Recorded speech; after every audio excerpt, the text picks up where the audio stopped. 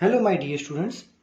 So let's start with our next topic, which is the acceleration due to gravity of the earth. Ready? So pay attention. अब हम इसमें क्या find करेंगे कि अर्थ जो है वो कितनी ग्रेविटी लगाती है. वी ऑल नो दैट कि ग्रेविटी अर्थ जो ग्रेविटी लगाती है उसकी वैल्यू फिक्स है 9.8 मीटर पर सेकेंड स्क्वायर. कहां से आई ये वैल्यू? ठीक है, ये जी की वैल्यू कहां से आई? और अर्थ में क्या हर जगह पे जी की वैल्यू सेम है? कहीं पर भी चेंज नहीं होती. So in this theory we are going to see about the gravity which is acted due to the earth. Earth कितनी ग्रेविटी लगाती है वो हम देखेंगे. उसके लिए हम क्या करेंगे, देखो मान लो कि ये अर्थ है. ये क्या है? अर्थ. अब कुछ नोटेशंस आपको याद रखने पड़ेंगे, जैसे कि मास ऑफ अर्थ ऑलवेज होगा me. This is the mass of earth. Radius of the earth always होगा re. re क्या है? Radius of the earth. अब हम क्या करेंगे, मान लो कि ऑब्वियसली ये हमारा होगा अर्थ सरफेस. बट हमें क्या करना है, हमें जो पॉइंट पे ग्रेविटी फाइंड करनी है वो पॉइंट मान लो अंदर है. यहां पे ये point P. This point P is lying inside the earth. P point जो है अर्थ के अंदर है. कितना अंदर है? मान लो D जितना अंदर है. तो यहां से हम क्या कर देंगे, अर्थ के दो पार्ट कर देंगे. क्या करेंगे? अर्थ के दो पार्ट करेंगे. तो P पॉइंट के अंदर वाला जो पोर्शन है ये पोर्शन का रेडियस मान लो है r, स्मॉल r. और ये छोटा पोर्शन जो है वो हो जाएगा हमारा स्फीयर. वो क्या हो जाएगा? हमारा स्फीयर. और स्फीयर के ऊपर क्या है? स्फीयर के ऊपर जो है वो है शेल. ये जो इतना मोटा है ये है शेल. ठीक है, अर्थ के दो पार्ट कर दिए.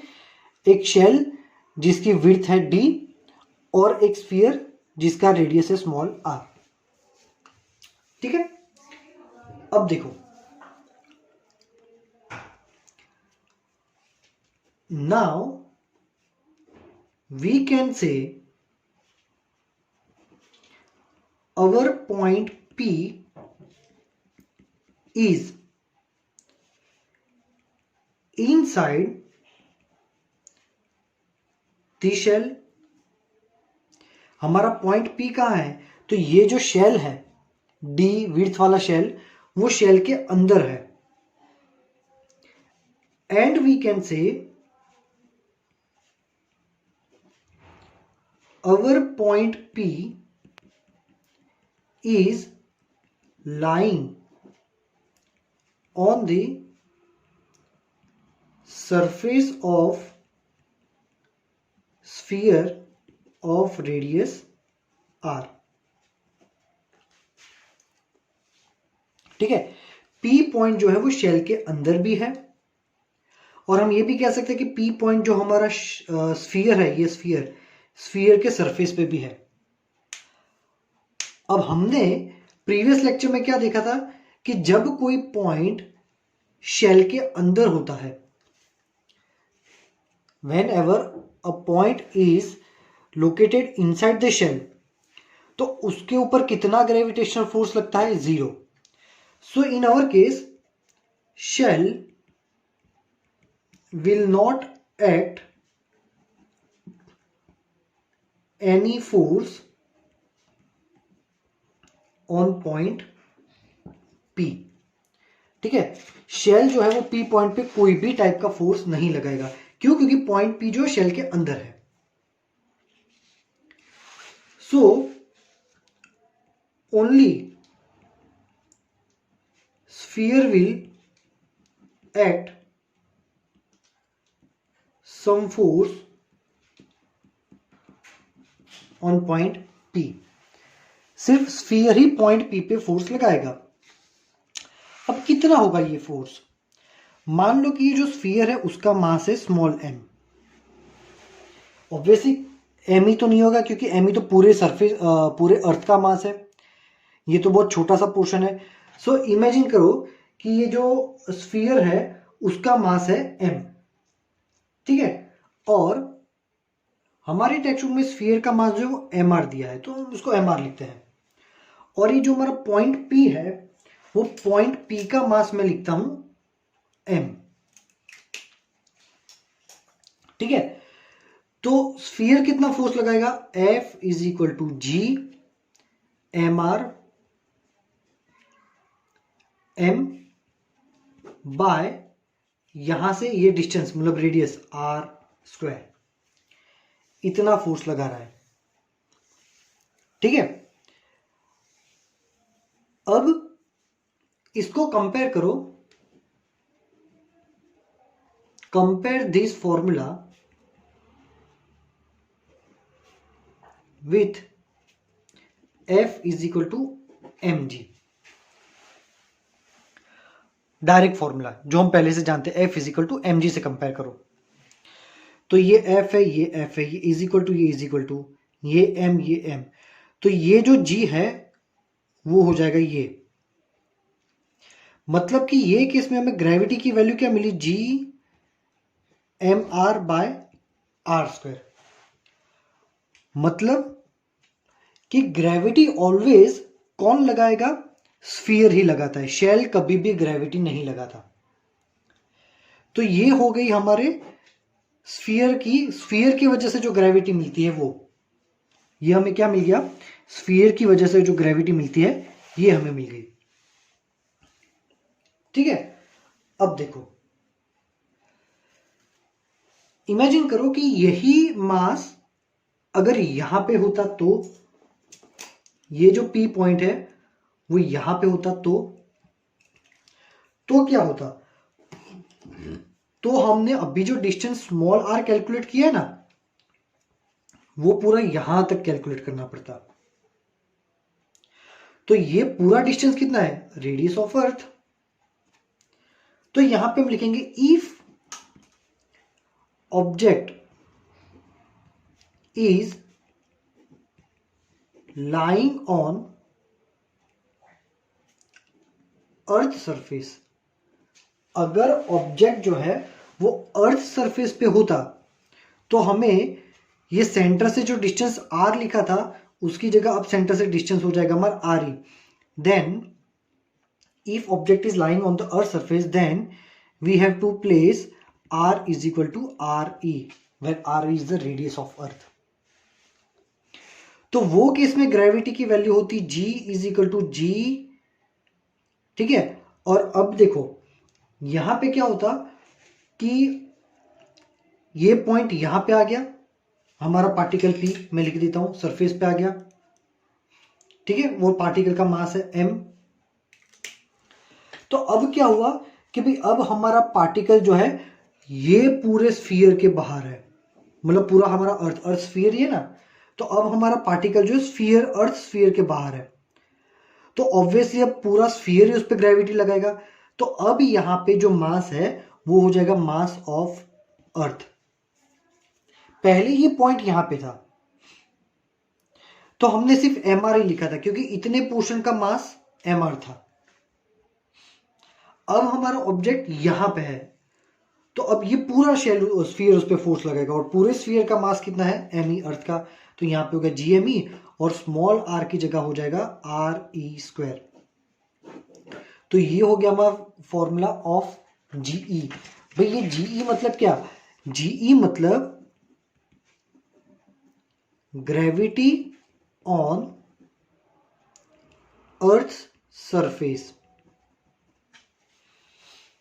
ठीक है। GE क्या हो गया? Gravity on earth surface. जब कोई ऑब्जेक्ट अर्थ सरफेस पे होता है ये डायग्राम देखो, जब कोई ऑब्जेक्ट अर्थ सरफेस पे होता है तो उस पर इतनी ग्रेविटी लगती है।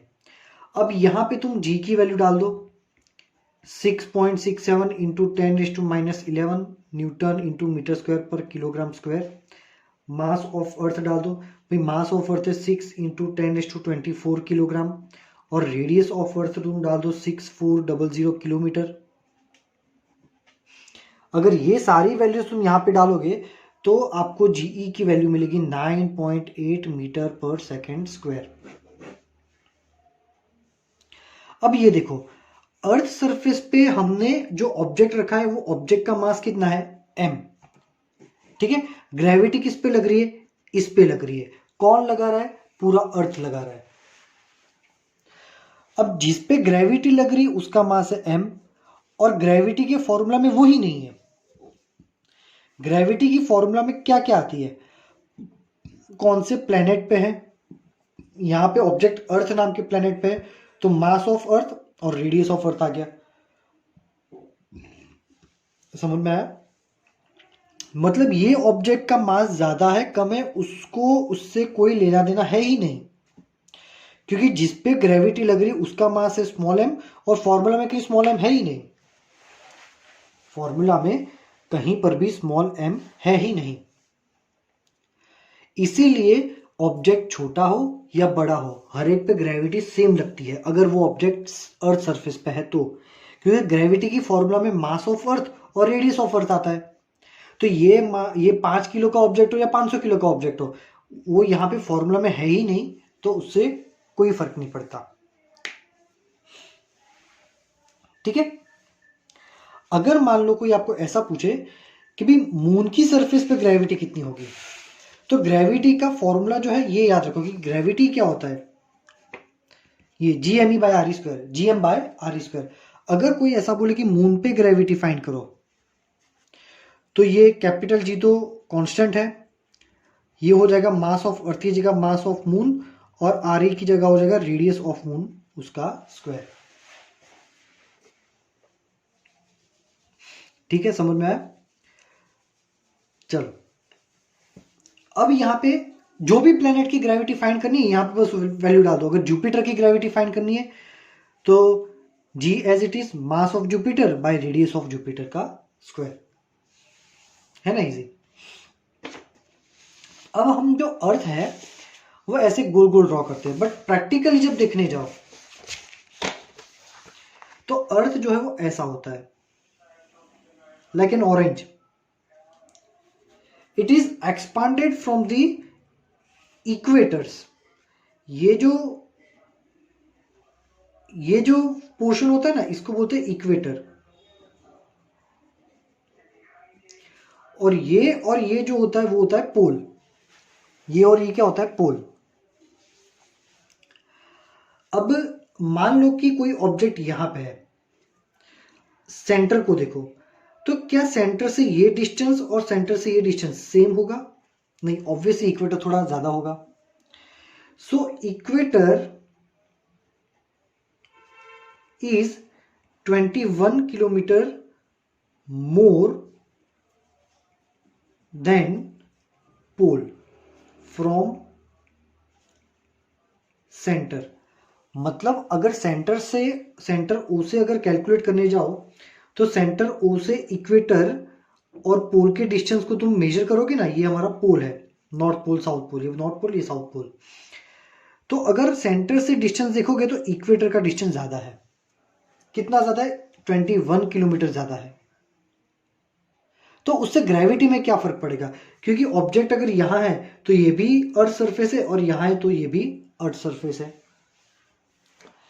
तो अर्थ सरफेस पे ग्रेविटी की फॉर्मूला क्या होती है, अर्थ सरफेस पे ग्रेविटी होता है GME बाय आर स्क्वायर। अब अगर कोई पूछे कि भाई इक्वेटर है, इक्वेटर पे फाइंड करो, तो इक्वेटर पे ये रेडियस की वैल्यू ज्यादा हो जाएगी, 21 किलोमीटर ज्यादा है तो रेडियस की वैल्यू ज्यादा होगी, रेडियस की वैल्यू ज्यादा है तो ग्रेविटी कम होगी। तो इक्वेटर पे जो ग्रेविटी है वो कैसी है, कम है। और पोल पे वो ग्रेविटी की वैल्यू कैसी है, भाई पोल पे वो ग्रेविटी की वैल्यू ज्यादा है। क्यों, क्योंकि पोल में ये डिस्टेंस कम है। तो ये आर ई का डिस्टेंस कम होगा तो ग्रेविटी ज़्यादा हो जाएगी। तो याद रखो कि इक्वेटर पे कम होती है, पोल में ज़्यादा होती है। टेक्स्ट बुक में ये नहीं दिया, एक्स्ट्रा नॉलेज है फॉर कॉम्पिटिटिव एग्जाम्स, है ना। टेक्स्ट बुक में तो बस ये फॉर्मूला ही दिया हुआ है, और वो भी बहुत कॉम्प्लिकेटेड मेथड से सॉल्व किया है। मैंने बहुत इजीली सॉल्व कर दिया, आपको बस फॉर्मूला याद रखना है।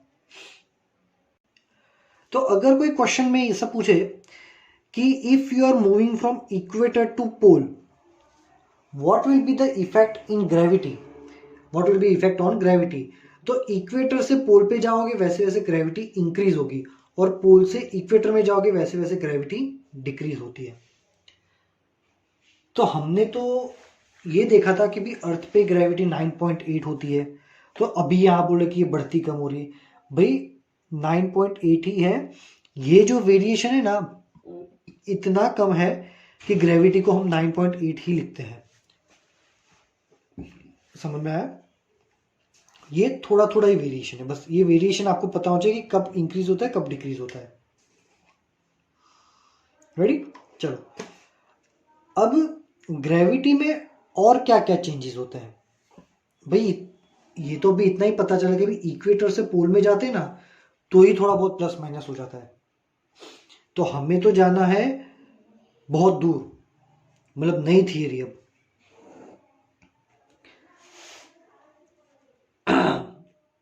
पहले देखते हैं acceleration due to gravity below and above the surface of earth. तो पहले हम देखते हैं above the surface.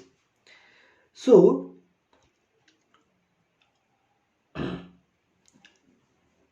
Acceleration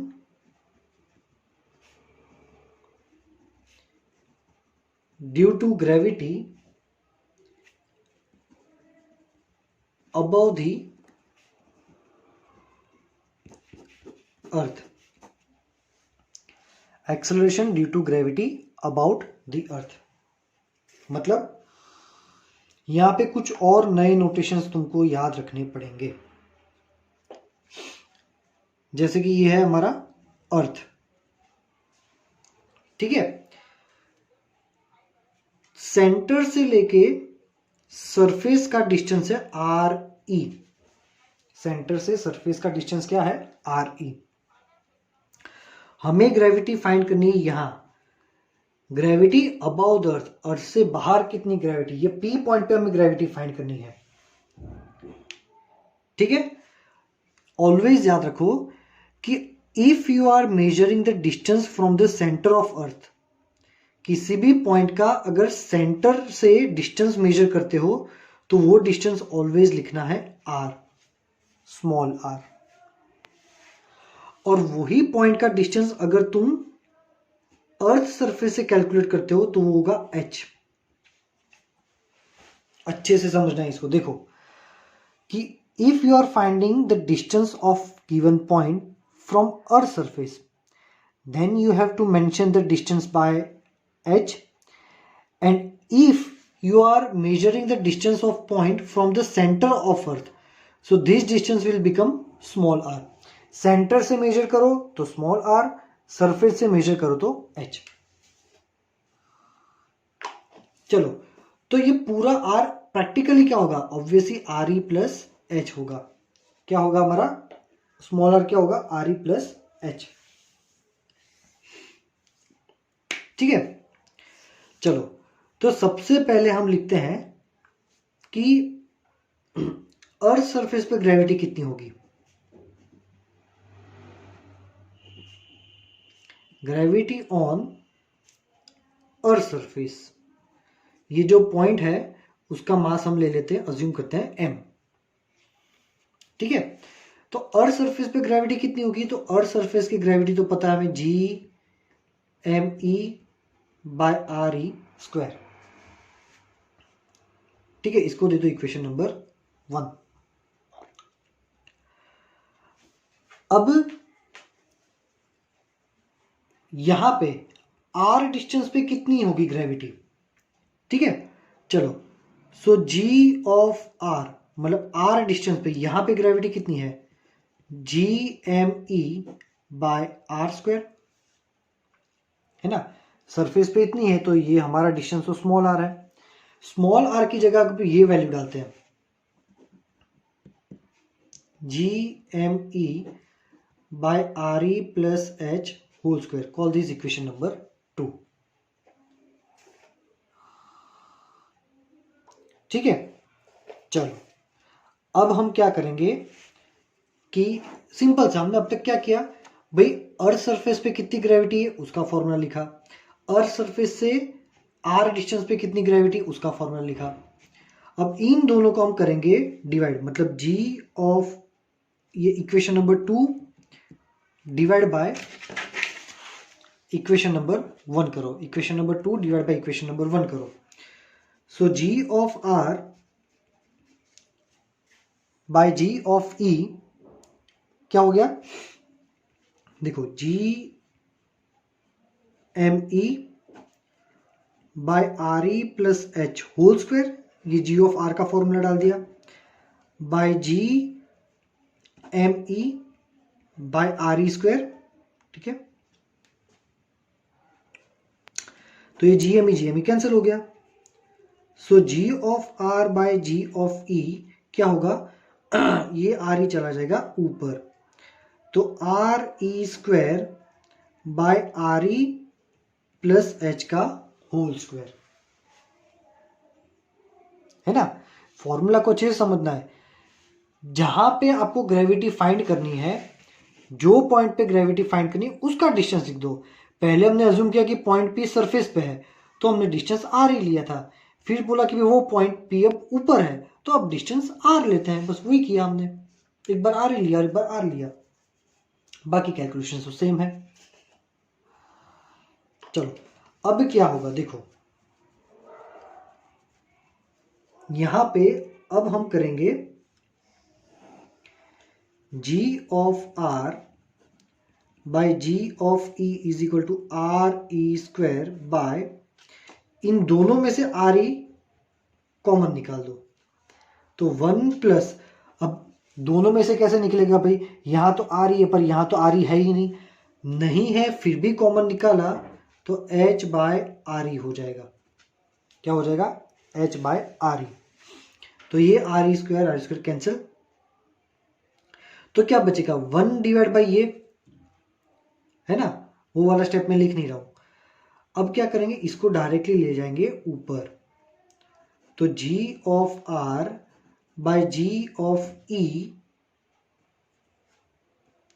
is equal to क्या होगा, 1 plus h by are e raise to -2. ठीक है, अब इसको क्या करेंगे, इसको हम सॉल्व करेंगे. कैसे सॉल्व करेंगे, तो इसको बायनोमियल एक्सपांशन बोलते हैं. क्या होता है फिर बायनोमियल एक्सपांशन, शॉर्ट में एक्सप्लेन करता हूं. मैथ्स में एक फॉर्मूला आता है, एक ग्रुप के स्टूडेंट्स को शायद पता होगा अगर ये चैप्टर कंप्लीट हुआ होगा तो, 11th में आता है 12th में आता है मुझे पता नहीं, पर मैथ्स में आता है. अगर आपके पास ऐसा कोई फॉर्मूला है 1 प्लस एक्स और पावर एक के अलावा कोई भी हो, 2 3 4 5 6 7 8 9 या -1 -2 -3 -4 -5 -6 कुछ भी हो. ठीक है, एक के अलावा कुछ भी हो तो क्या करना है, आगे एक होना चाहिए, ये तो 1 ही होना चाहिए कंपलसरी, और पावर +1 के अलावा कोई भी हो तो वो केस में क्या करना है कि जो भी पावर है उसको धक्का मारना है, ऐसे ऐसे धक्का मारना है और धक्का मार के उसको ला देना है यहां. तो क्या हो जाएगा 1 प्लस nx, ये हो गया उसका सॉल्यूशन. मान लो 1 plus X raise to -n है भाई, तो क्या होगा, इसको धक्का मार के ले आओ यहां पे, तो यहां पे लाओगे तो प्लस माइनस माइनस हो जाएगा तो 1 माइनस nx हो जाएगा, है ना. यही एक्सपांशन हम यहां पे भी करेंगे, इसको धक्का मार के ले आओ यहां, तो क्या होगा, g of r by g of e is equal to 1 minus 2h by are e, 1 minus 2h by are e. ठीक है, तो ये जीई को ले जाओ अब ऊपर, तो क्या हुआ, g of r is equal to g of e into 1 minus 2h by RE। ये हो गया हमारा आंसर। ठीक है, ये क्या हो गया आंसर। ये फॉर्मूला क्या इंडिकेट करता है? ये फॉर्मूला इंडिकेट करता है कि भाई तुम्हारी ग्रेविटी h हाइट पे कितनी हो जाएगी। एक एग्जांपल लेते हैं। मान लो कि कोई अगर आपको ऐसा बोल रहा है कि अर्थ सरफेस से 10 किलोमीटर ऊपर एक पॉइंट P है। अब देखो क्वेश्चन में क्या बोला है, अर्थ सरफेस से, तो सरफेस जो हाइट होती है वो होती है h, और वो दी है 10 किलोमीटर। ठीक है, रेडियस ऑफ अर्थ तो एज इट इज होगा ही होगा। ठीक है, तो ये 10 किलोमीटर ऊपर जो पॉइंट है वहां पे ग्रेविटी कितनी होगी? तो हाइट पे ग्रेविटी का फॉर्मूला ये है। चलो, G of R is equal to GE, मतलब ग्रेविटी ऑन अर्थ सरफेस। तो अर्थ सरफेस पे ग्रेविटी कितनी? 9.8, 1 माइनस 2, और h जो है वो डाल देते हैं 10। ठीक है, divide by radius of earth. Radius of अर्थ होता है 6400 किलोमीटर। तो इसको जब सॉल्व करोगे तो तुम्हें आंसर मिलेगा 9.772, मतलब अप्रोक्सीमेटली 9.8 ही मिला। मतलब 10 किलोमीटर ऊपर गए तो भी ग्रेविटी में ज्यादा कोई फर्क नहीं पड़ता। तो ग्रेविटी में फर्क पड़ेगा अगर तुम बहुत दूर जाते हो तो। ठीक है, तो ये फॉर्मूला को यूज कैसे करना है ये मैंने आपको अच्छे से एक्सप्लेन कर लिया। रेडियस ऑफ अर्थ, याद रखो भी, रेडियस ऑफ अर्थ होता है 6400 किलोमीटर, है ना। अर्थ की रेडियस इतनी है। एक और थियरी है जो टेक्स्ट बुक में मर्ज कर रखी है कि भी अर्थ के अंदर जाओगे तो कितनी होगी ग्रेविटी। ये तो देखा अर्थ सरफेस के ऊपर कितनी ग्रेविटी है, अर्थ सरफेस के अंदर भी ग्रेविटी कितनी होती है वो भी हमें देखना बाकी है अभी। उसका भी फॉर्मूला है ना, समझ में आ रहा है। तो वो थियरी काफी थोड़ी लेंदी है, तो वो थियरी हम देखेंगे नेक्स्ट लेक्चर में। तो थियरी इंपॉर्टेंट है, 2 मार्क्स में एग्जाम में आ सकती है। Variation in gravity about the surface of earth, है ना। अर्थ सरफेस के ऊपर जाओगे तो ग्रेविटी में क्या क्या चेंजेस होते हैं। This formula is extremely important. ठीक है, now my dear friends, one important talk, it's about the fees. So देखो, स्कूल तो जो है ऐसे ही चल रहा है। अब प्रॉब्लम यह है कि हाँ ठीक है, हम समझ सकते हैं कि भाई ऑनलाइन में दिक्कत होती है। आप लोगों को इतना तो नहीं सब मतलब मज़ा आ रहा होगा जितना फिजिकली प्रेजेंट होकर जब पढ़ाते थे, उतना मज़ा तो नहीं आ रहा होगा। And we are excepting it. But ऐसा तो नहीं है कि भाई पूरे इंडिया की या पूरे गुजरात की स्कूल्स चालू है और हम ही ऐसा कर रहे हैं, है ना। हमें भी पढ़ाना है, हमें भी घर पे ये सब करना नहीं अच्छा लगता। इसमें जो हमारा वर्क है ना, वो रेगुलर क्लास की कंपैरिजन में डबल हो जाता है। ये आपको लगता है कि वीडियो रिकॉर्ड किया, बट ये बहुत बेकार काम है हमारे लिए, है ना। सो ऐसा तो है नहीं कि भाई बस आपको ही ऐसे पढ़ा और बाकी सब अच्छे से पढ़ रहे, सबका यही हाल है। सो टॉक इज दैट कि आप अपनी जो फीस है उसको रेगुलरली स्कूल में पे करो, बिकॉज ये जो पूरा सिस्टम है, ये इसके सिस्टम चलाने के लिए भी एक थोड़ा फाइनेंस लगता है। अगर आप फीस पे नहीं करोगे, मे बी ये वीडियो क्लासेस सेशन उसमें इंटरप्ट हो सकता है, तो ये इफेक्ट करेगा आपके प्रोग्रेस पे, है ना। तो फीस को रेगुलरली पे करो, आपको रेगुलरली लेक्चर्स मिल रहे हैं। देखो अभी तो हमारा फिजिक्स का पार्ट 1 भी कंप्लीट होने आया, है ना। एक वीक के बाद तो हमारा पार्ट 2 स्टार्ट हो जाएगा, और एक्सरसाइज के न्यूमेरिकल्स भी सारे हो रहे हैं। सो आपकी फीस जो है उसको रेगुलरली पे करो, है ना। जो है टर्म यही है, सभी लोग हार्ड वर्क कर रहे हैं। आप भी घर पे बैठ के पढ़ रहे हो, नो डाउट आप भी हार्ड वर्क ही कर रहे हो। इसमें से देख के फिर पढ़ना लिखना ऑब्वियसली कॉम्प्लिकेटेड है, बट एक स्कूल कैसे चलेगा, ऑब्वियसली टीचर्स, स्टूडेंट की preparation and fees. So please pay your fees on time, ताकि ये सब अच्छे से मैनेज हो। आपकी स्टडी में बिल्कुल भी इंटरप्ट ना हो इसलिए, ठीक है। If you are having any doubt you can ask me in the message section. Thank you very much my dear students.